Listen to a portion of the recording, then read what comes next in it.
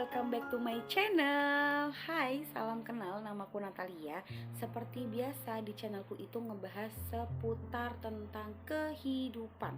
Kenapa? Karena menurut aku kehidupan itu nggak akan pernah selesai kalau kita bahas. Jadi jangan lupa di subscribe, like, and share, karena pasti ini bermanfaat banget buat teman-teman di hari depan. Nah, malam ini aku bikin videonya di kamar, nggak apa-apa ya, karena aku harus ngurusin si dia. Jadi, sesuai dengan yang kemarin aku bahas di channel sebelumnya, di video sebelumnya, aku ngebahas tentang jurnal syukur. Nah, materi ini agak nyambung dikit nih, karena banyak banget yang ngechat aku, dia tanya, Mbak Nat, kenapa ya aku udah bikin jurnal syukur, tapi kok aku ngerasanya hidupku masih gini-gini aja ya. Menat, aku udah bikin jurnal syukur sampai beberapa bulan, tapi kenapa ya hidupku masih di situ-situ aja ya, rasanya masih gini-gini aja ya. Kenapa? Nah, salah satu alasannya adalah karena mental block. Sesuai pengalaman aku ya, jadi mental block ini adalah kondisi mental di mana dia akan menghambat kita untuk melakukan produktivitas atau satu kemajuan di kehidupan kita. Dulu waktu aku bikin jurnal syukur lagi baru-barunya nih, aku sering banget bikin jurnal syukur 5-10 hal yang aku syukuri di hari itu. Tapi nggak ngefek memang sampai beberapa minggu atau saat itu mungkin sampai beberapa bulan ya.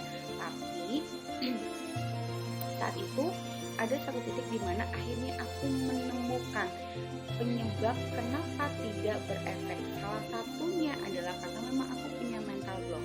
Mental block yang saat itu aku punya karena aku tidak mensyukuri atas diriku sendiri, atau aku tidak percaya dengan diriku sendiri. Jadi gimana caranya bisa bersyukur tapi tidak percaya sama diri sendiri? Itu nggak mungkin. Kita akan bisa bersyukur dengan diri kita sendiri kalau kita percaya sama diri kita sendiri. Nah, kebanyakan orang-orang itu nggak akan paham bahwa dirinya itu punya mental block apa enggak sih. Salah satu ciri-ciri teman-teman punya mental block atau tidak, yang pertama nih, biasanya dia tuh emosian, yang kedua dia tuh mudian, yang ketiga tuh orangnya nggak bergairah, yang keempat dia tidak percaya sama dirinya dia sendiri. Nah, empat ini aku tuh punya semua tadinya, dan insya Allah ya sekarang agak ngurang lah ya minimal. Nah, saat itu si jurnal syukur itu tidak berefek apapun, karena ketika aku melakukan satu hal yang baru untuk hidup aku, itu kayak langsung ada penolakan, kayak langsung mikir, kira-kira bisa nggak ya, kira-kira jadi nggak ya, kira-kira sukses nggak ya. Jadi udah kayak ada overthinkingnya dulu teman-teman. Nah, saat itu aku mulai berpikir bahwa iya ya, ternyata berpikiran seperti ini tuh bikin mental block aku tuh makin kencang. Aku jadi makin kesulitan untuk melawan mental block aku ini. Akhirnya aku akan makin kesulitan untuk melakukan ritual aku, yaitu bersyukur. Nah, saat itu aku berpikir bahwa oke, ternyata mental block salah satunya adalah karena overthinking. Saat itu aku mulai berpikir bahwa untuk melakukan satu hal yang baru, aku tidak perlu mengkhawatirkan hal yang ada di depan nantinya. Dimana saat aku melakukan hal yang baru, aku berusaha untuk punya pikiran yang jauh lebih positif. Gimana ya kalau sukses? Gimana ya kalau ini jadi? Gimana ya kalau ini viral? Sekeren apa ya ini? Jadi rasanya udah beda, ya gak sih?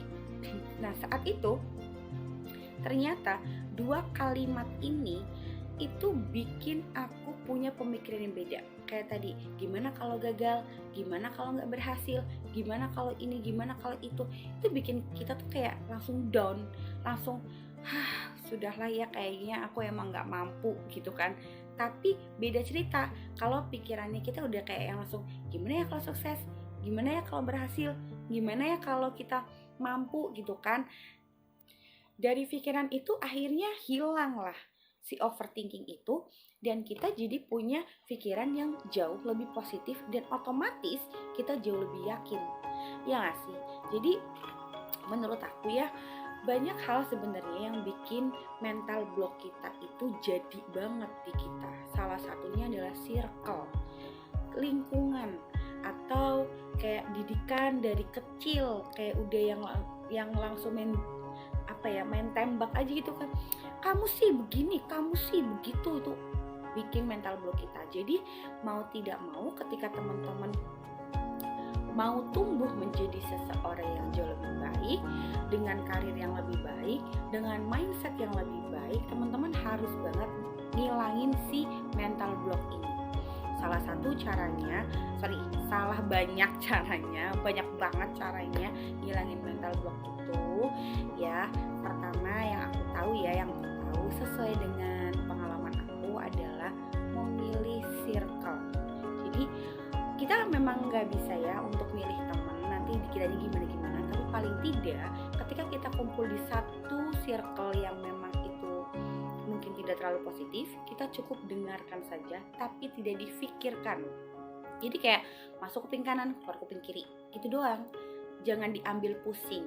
Terus yang kedua, jangan pernah takut untuk mencoba. Kalau teman-teman mau mencoba satu hal yang baru, jangan pernah memikirkan hal-hal yang tidak baik. Karena hal-hal yang kita pikirkan itu akan menjadi kenyataan. Akan menjadi kenyataan, dan itu kalau yang kita pikirkan jelek itu sangat menakutkan. Jadi pikirkanlah hal yang baik-baik aja ketika kita mau mencoba sesuatu hal yang baru di hidupnya kita.